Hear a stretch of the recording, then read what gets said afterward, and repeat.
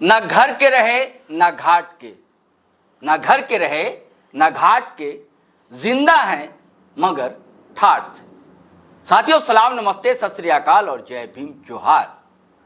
साथियों ये शेर जावेद उस्मानी का है, लेकिन अगर आप बिहार की तस्वीर इन दिनों देखें, जिस तरह लोकतांत्रिक अधिकार छीने जा रहे हैं और ये सीधे सीधे आरोप जिसे स्वायत्त संस्था कहा जाता है चुनाव आयोग पर लग रहा है। 55 लाख से अधिक, शायद 57 लाख 65 लोगों के नाम वोटर लिस्ट से हटा दिए गए और इसका सीधा सीधा कारण चुनाव आयोग नहीं बता पा रहा है। चुनाव आयोग यह भी नहीं बता पा रहा है कि किस पोलिंग बूथ से कितने नाम और क्यों हटाए गए। बस एक डाटा बता दिया कि 57 लाख हट गए, जिसमें कई लाख बताए जा रहे हैं कि है ही नहीं, मर गए भैया, नहीं। हर कोई जानना चाह रहा है हमारे चाचा जी तो जीवित है कि उनका नाम तो नहीं कट गया, हमारे बाबूजी का नाम तो नहीं कट गया। ऐसे कई सवाल, और बिहार में बवाल सब मचा हुआ दोस्तों, और यह बवाल अब दिल्ली तक पहुंच गया है। आज इंडिया अलायंस के सारे नेता, सारे सांसद एकजुट दिखलाई दिए, बैठकें की और चुनाव आयोग तक मार्च किया। लेकिन इतनी हड़बड़ी, इतनी घबराहट, इतनी बेचैनी कि चुनाव आयोग पहुंचने भी नहीं दिया गया और पुलिस की लाठी चल गई और सारे नेताओं को कहा जा रहा है कि 250 से 300 सांसदों को हिरासत में ले लिया गया, जिसमें राहुल गांधी भी हैं, प्रियंका गांधी भी हैं।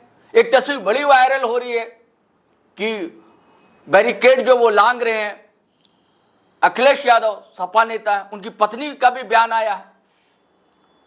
जब हिरासत में लिया गया तो राहुल गांधी का छोटा सा बयान है दोस्तों, सुनिए पहले। वो एक्चुअली बात नहीं कर सकते हैं, रियलिटी ये है, क्योंकि सच्चाई देश के सामने है और ये जो लड़ाई है ये राजनीतिक नहीं है, ये कॉन्स्टिट्यूशन की लड़ाई है, कॉन्स्टिट्यूशन को बचाने की लड़ाई है, वन मैन वन वोट की लड़ाई है। इसीलिए हमें साफ प्योर वोटर लिस्ट चाहिए।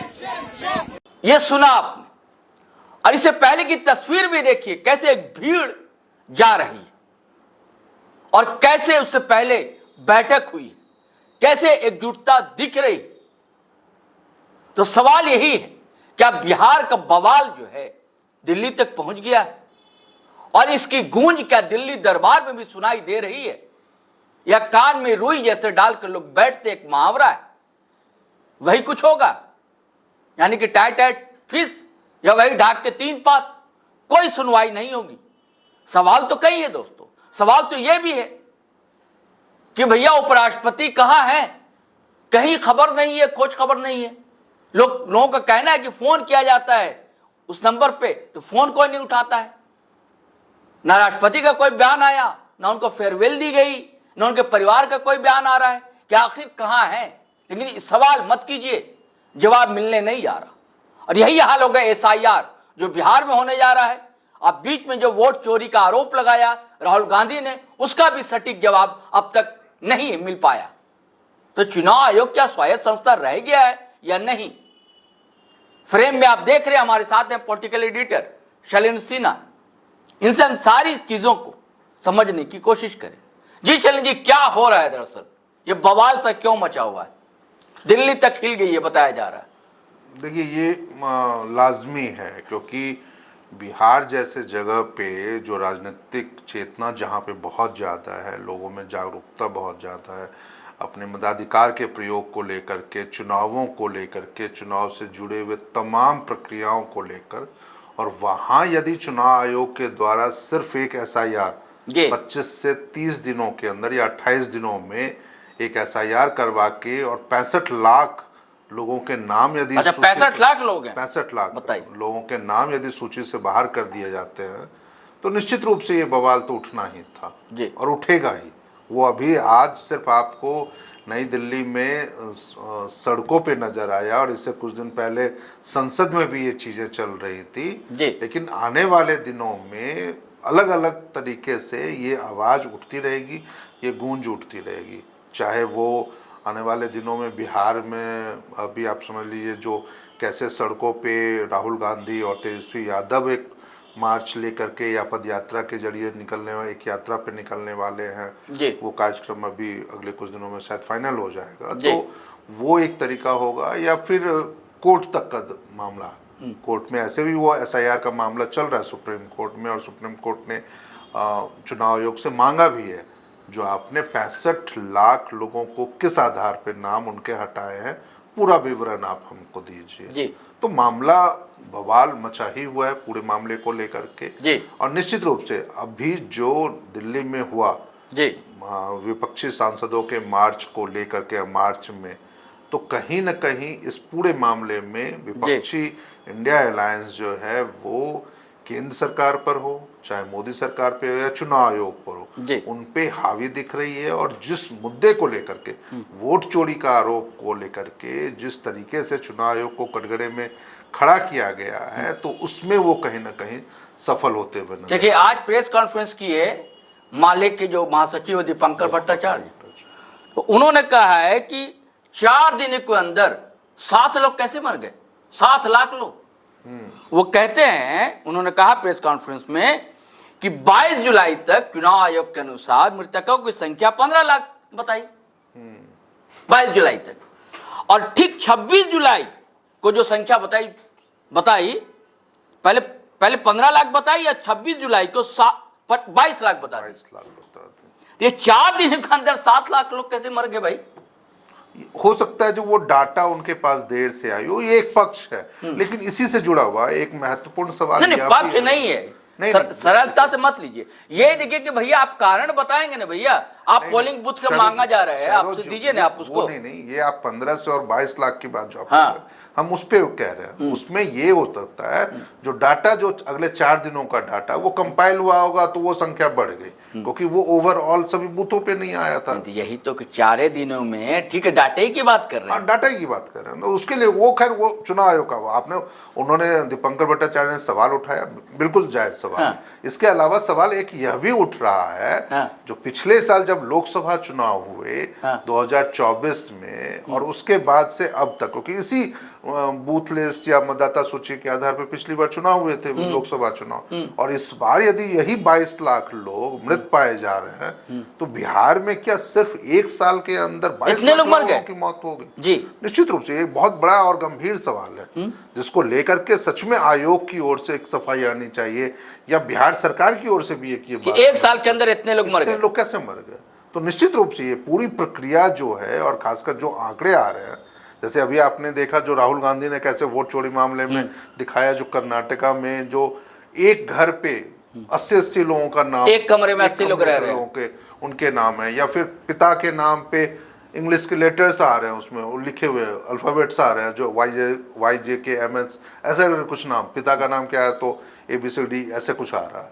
या अभी रविवार को इन्होंने तेजस्वी यादव ने वहां पे प्रेस कॉन्फ्रेंस की पटना में, और उन्होंने कह दिया जो उनको लगभग 2.5 लाख लोगों के घर का एड्रेस जो है पता है, उसके आगे 0 लिखा हुआ। तो ऐसे तमाम सवाल हैं जिसको लेकर के चुनाव आयोग ये बताने से क्यों घबरा रहा है, या क्यों नहीं सारा डाटा पारदर्शिता की बात की जाती है, क्यों नहीं देता है? देखिए, ये आप इसको दूसरे तरीके से भी समझ सकते हैं, क्योंकि पिछले कई सालों से, पिछले 4-5 सालों में बहुत सारे ऐसे चुनाव हुए, बहुत लोकसभा क्षेत्रों में, बहुत विधानसभा क्षेत्रों में, जहां पे चुनाव आयोग की विश्लेषणता सवालों के घेरे में रही है। मुझे एक प्रसंग याद है, क्योंकि मैं उससे सीधे तौर पे जुड़ा हुआ था, खूंटी का मामला था। खूंटी में 2019 के लोकसभा चुनाव में जो जिला प्रशासन ने आंकड़ा दिया, उसमें दिया जो 8,30,000 लोगों ने हमने वो पोलिंग किया, जो तीसरी बार 3 बार कई उस दौरान में प्रेस कॉन्फ्रेंस करके, और जब मतों की गिनती होती है 10 दिनों के बाद, तो उसमें 8,31,000 मतों की वो गिनती कर लेते हैं। 1500 से ज्यादा मतदाताओं के एक्स्ट्रा मत गिने कहां से आ गए वो? और उसमें जानते हैं उस बार चुनाव का फैसला जो हुआ था वो 1500 से कम वोटों से हुआ था। तो वो आया कहां से, वो वोटर कहां से पैदा हो गए? आज तक कभी चुनाव आयोग ने उसका जवाब नहीं दिया। तो ऐसे कई मामले ऐसे हैं जहां पे वोटों की गिनती में और वोटों के पोलिंग होने में दोनों में बहुत फर्क होता है। तो ऐसे में चुनाव आयोग हम सबसे बड़ा लोकतांत्रिक देश कहा जाता है भारत, तो क्या ये लोकतंत्र का जो लोकतांत्रिक अधिकार है, वोट देना, मतदान देना ना, सरकार कहती है भाई मतलब सबसे पहले मतदान फिर जलपान कहती है ना, तो उस वोटर को जानने का भी तो अधिकार है ना निश्चित रूप बिल्कुल कि भाई हमारा नाम पोलिंग बूथ, किस पोलिंग बूथ में हम डाला करते थे, मतदान किया करते, नाम है या नहीं, हमारे पिताजी का है कि नहीं, हमारे बाबूजी का है कि नहीं, हमारे दादा का नाम है कि नहीं, तो अधिकार होगा ना जानने का। बिल्कुल होगा, अधिकार ही नहीं होगा, आपको ये बताना भी होगा। जो एक ही घर में रहने वाले 4 लोगों में 2 लोगों का नाम एक है। दूसरे मतदान केंद्रों पे है जी। और 2 लोगों का नाम दूसरे मतदान केंद्रों पे कैसे चला गया। जी, तो ऐसे कई सवाल हैं जिससे चुनाव आयोग पर विश्वसनीयता के सवाल तो उठ रहे हैं। तो ऐसी स्थिति में ये प्रक्रिया, या फिर आप कह सकते हैं उसका जवाब देने की स्थिति में नहीं, क्योंकि हम सब भी जानते हैं जो कैसे उन पे सरकार के पक्ष में, खासकर केंद्र सरकार के पक्ष में उससे जुड़े हुए दल जो हैं उनके पक्ष में काम करने का आरोप, या कई बार विपक्षी दलों ने भी जो चुनाव आयोग केंद्र सरकार के एजेंट के रूप में काम कर रहे हैं, उनकी चीजों के आधार पर वो कर रहे हैं, क्योंकि यही वजह है जो आयोग को छवि सुधारनी चाहिए। नहीं वो बिल्कुल, लेकिन देखिए अभी जितने सवाल उठ रहे हैं, आयोग ने सिवाय 1-2 पत्र जारी करने के अलावा कुछ नहीं, उस पर कोई स्पष्टीकरण नहीं दिया। राहुल गांधी बार बार कह रहे हैं जो आप हमारे मुद्दों पे आप जवाब दीजिए ना, आप ये नहीं कह सकते हैं जो हाँ हमने आपको चिट्ठी भेजा आप उपस्थित नहीं हो रहे, उसके बदले बीजेपी नेताओं के बड़े बड़े बयान आ रहे हैं,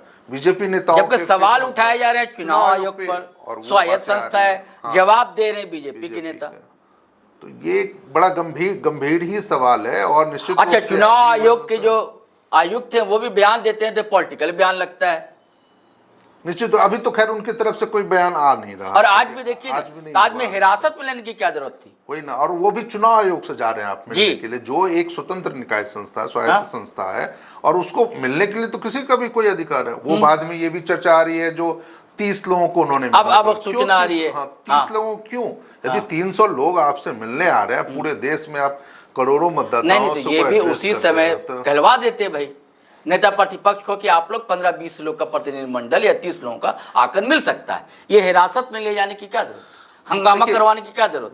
वो शहरोज जी बिल्कुल आपका सवाल सही है, लेकिन एक जो गंभीर मसला इसमें यह भी है, जो 30 लोगों की बात पे भी सहमत नहीं हुआ जा सकता। यदि मान लीजिए कि सभी सांसद जो है ना, 300 सांसद या 250 जो भी सांसद उसमें रहे, वो सभी अपने अपने क्षेत्र का प्रतिनिधित्व कर रहे हैं। वो सही है कि एक प्रतिनिधिमंडल मिले तो कम लोग हों, मतलब इतने लोग, वो ठीक है। अब 300 लोगों से मिलना संभव नहीं है। नहीं, बिल्कुल संभव है। आज के डेट में देखिए, अच्छा। जब आप मतलब कि आपके पास कॉन्फ्रेंस हॉल इतने बड़े हैं या आप ओपन है जहाँ पे वो लोग बैठे हैं, आप वहीं आ जाइए, 3 लोग आके मिल लीजिए ना। अपने नहीं देखते धरना प्रदर्शन होता है, डीसी एसपी सब पहुंच जाते हैं, सब पहुंच जाते हैं, चीफ सेक्रेटरी तक पहुंच जाते हैं, तक पहुंच जाते हैं, यदि वैसा कोई मसला। अच्छा, एक और सवाल जहन में आता है। देखिए, बहुत पहले तेजस्वी यादव ने एक बयान दिया था शैलेंद्र जी, उन्होंने कहा था कि अगर ये हाल रहा तो गठबंधन जो है आने वाले विधानसभा चुनाव में हिस्सा नहीं लेगा, बायकॉट करेगा। इसको कैसे देखते हैं आप? देखिए, ये बहुत गंभीर स्थिति होगी जी। यदि मान लीजिए इस तरीके के फैसले यदि कोई दल लेता है, कोई गठबंधन लेता है, तो निश्चित रूप से एक बहुत बड़ी बात हो जाएगी, क्योंकि सीधा आरोप यदि चुनाव आयोग की विश्वसनीयता पे सवाल खड़ा करके और इस तरह के फैसले पे यदि कोई पार्टी पहुंचती है, तो इसको आप सामान्य सवालों या सामान्य संदर्भों में नहीं ले सकते, क्योंकि कहीं ना कहीं आपकी विश्वसनीयता से, पूरे एक लोकतांत्रिक व्यवस्था से, एक लोकतांत्रिक प्रक्रिया पे एक सवाल उठ रहा है। अभी यही सवाल अभी 2 दिन पहले जब राहुल गांधी ने प्रेस कॉन्फ्रेंस दिल्ली में किया, तो वहां पे भी लोगों, पत्रकारों ने उनसे सवाल पूछा था यही, तो उन्होंने कहा था उस समय, जो अभी हमारा इस विषय पे कोई चर्चा अभी किसी के साथ नहीं हुई है, ऐसे में आने वाले दिनों में यदि जो वोट चोरी की बात राहुल गांधी बार बार कर रहे हैं और लगातार वो मीडिया में भी ये चीज़ें थोड़ी वायरल हो रही हैं, तो वोट चोरी की बातों पे यदि चुनाव आयोग गंभीर नहीं होगा, उनके तरफ से यदि संतोषजनक सवाल या जवाब नहीं मिलते हैं, और ख़ासकर उसके बाद यदि केंद्र सरकार या सरकार की ओर से यदि ऐसा कुछ मतलब कि वैसी व्यवस्था नहीं बनाई जाती है जो उसमें आप विश्वसनीयता उसके प्रति बहाल महसूस कर सके, तो निश्चित रूप से देखिए, 2 अगले मामला घटनाक्रम में ये एक तो मामला शैलेंद्र जी की इतने लाख वोट वोटर के नाम काट दिए गए दूसरी तरफ, और दूसरा अगर राहुल गांधी की बात को आप मानिए, उनका जो आरोप है कि नए वोटर जोड़े जाते हैं, तो नए वोटर जुड़ जाएंगे। महागठबंधन को हो सकता है ये लग रहा हो कि हमारे वोटर के नाम ज्यादा कटे, उसे लग रहा है कि भाई जो सत्ताधारी दल है भाजपा, उसके वोटर का नाम जोड़ ना दे, ये उनका इल्जाम है। तो ऐसी स्थिति में फिर क्यों चुनाव लड़ना, ये मुझे लगता है कि उन लोगों के दिमाग में ही बातें चल रही होंगी। चुनाव एक लोकतांत्रिक प्रक्रिया है और इसमें इसका बायकॉट करना किसी भी तरीके से सही नहीं होगा, क्योंकि हाँ, आप अपने सवालों को जरूर रखिए। मेरा कहना है कि ऐसी नौबत क्यों आई कि किसी के दिमाग में ये बात सवाल उठा, ऐसी नौबत तो आई ना, कोई कारण बना। सवाल बस इसीलिए क्योंकि यदि आप एसआईआर चुनाव के ठीक पहले आप एसआईआर की घोषणा करते हैं और आनन फानन में जिस काम को करने के लिए कभी 2 साल का वक्त लगा था, मान लीजिए आज ठीक है टेक्नोलॉजी बेहतर हो गई, चीज़ों को कलेक्ट करना आसान हो गया है या तरीके से सोर्सेज आपके पास आसान है, लेकिन जिन प्रक्रिया को आपको 6 महीने पहले करना चाहिए, बड़ा एक किस्सा याद आ रहा है। जी, जो 6 महीने पहले जिस प्रक्रिया को करना है उसको ठीक चुनाव से 2 महीने पहले क्यों कर रहे हैं आप? ये भी एक बड़ा महत्वपूर्ण सवाल है ना। तो ऐसे में वो यदि तेजस्वी यादव ऐसी बातों को कह रहे हैं या राहुल गांधी के समक्ष ये सवाल उठाए जा रहे हैं, तो निश्चित रूप से ये इस पे भी चर्चा होनी ही चाहिए, जो चुनाव क्यों हो। फिर यदि आपको अपने ही तरीके से, यदि आप राहुल गांधी या तेजस्वी यादव कहते हैं जो मकान संख्या 00 में 80 लोग रह रहे हैं या मकान संख्या 000 में 150 लोग रह रहे हैं और उनके वोटर्स उनके नाम पे वोट दे दिए जाते हैं, या फिर एक ही मतदाता का लखनऊ में भी है, बेंगलोर में भी है और दिल्ली में भी है या मुंबई में भी है, और वो मतदाता तीनों जगह उसके नाम पे यदि वोट पड़ जाए, तो निश्चित रूप से ये सवाल तो उठने चाहिए। तो फिर चुनाव की जरूरत क्यों हो यदि आपको ऐसी तरीके से सरकार बनाना? आपने कहा ना टेक्नोलॉजी का दौर है ना, तो यहाँ तो डाटाज रखे जा सकते हैं, निश्चित रूप, ठीक है ना, ऑनलाइन भी रखे जा सकते हैं। और चुनाव आयोग 45 दिन से ज्यादा का डाटा उसके पास नहीं। कैसा टेक्नोलॉजी का दौर? जब टेक्नोलॉजी का दौर नहीं था तो लोकसभा चुनाव 1 दिन में हो जाया करते थे। आज टेक्नोलॉजी का दौर है, मशीन का दौर है और 1.5 महीने लग जाते हैं चुनाव होने में। 2.5 महीने लग रहे, बताइए। जब बैलेट से चुनाव होते थे तो 1 दिन में चुनाव हो जाता था। तो ये कैसा उपयोग है भाई टेक्नोलॉजी का? आज इसमें बेईमानी की शिकायतें भी मिल रही हैं। कई ऐसी चीजें हैं जिनसे चुनाव आयोग पे गंभीर सवाल खड़े होते हैं, और निश्चित रूप से आयोग इतना कमजोर कभी नहीं दिखा था पिछले 50-70 सालों में, और खासकर टीएन शेषन के बाद से, जिस दौर में उन्होंने चुनाव आयोग नाम की भी कोई संस्था देश में होती है, उन्होंने उसको स्थापित किया था और उनकी अपनी भूमिकाओं को स्थापित किया था। उस दौर में यदि अभी के वर्तमान स्थितियों में चुनाव पे सवाल खड़े और गंभीर सवाल खड़े हो रहे हैं, तो निश्चित रूप से कह रहे हैं जो चुनाव आयोग जैसी संस्था के लिए बहुत ही शर्मनाक स्थिति है। देखिए साथियों, लोकतंत्र है। अब देखिए क्या होता है। एक तरफ अगर आप देखें तो एक तरफ आपको उजाला दिखलाई देगा, दूसरी तरफ देखेंगे तो बिल्कुल गुप्त अंधेरा दिखलाई देगा। कहते हैं किसी को गिलास आधा भरा हुआ भी दिख सकता है, किसी को गिलास आधा खाली भी दिख सकता है। ये आप पर निर्भर करता है। चलिए साथियों, हम तो यही चाहते हैं कि हमारे लोकतांत्रिक देश की छवि बड़ी उजली हो, अच्छी हो, इसी आस में है और विदा लेते हैं आपसे। लेकिन जाने से पहले गुजारिश है कि अगर आपने हमारा चैनल सब्सक्राइब नहीं किया तो कर लें और वीडियो धड़ाधड़ फटाफट कटाकट शेयर करें, लाइक करें, कमेंट करें। हम दोनों को आज्ञा दें, इजाज़त दें। जय हिंद, जय भारत।